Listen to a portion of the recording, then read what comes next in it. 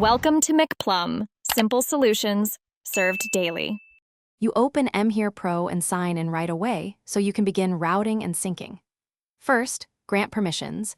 This lets the app access location and notifications. Without them, features are limited. Once done, confirm two-factor authentication to secure your account, then choose whether to sync contacts and calendars.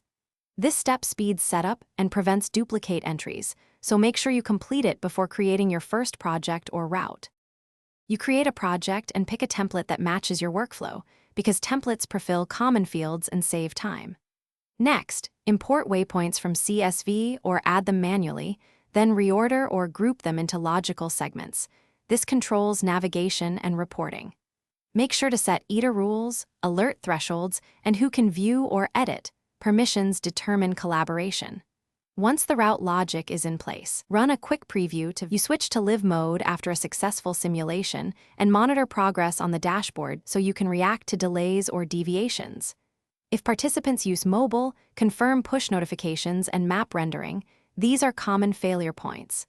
When something goes wrong, first check app permissions, mobile network strength, and clear cache, then restart the session. If persistent errors remain, export logs and contact support. Having logs accelerates diagnosis and gets you back to running smoothly.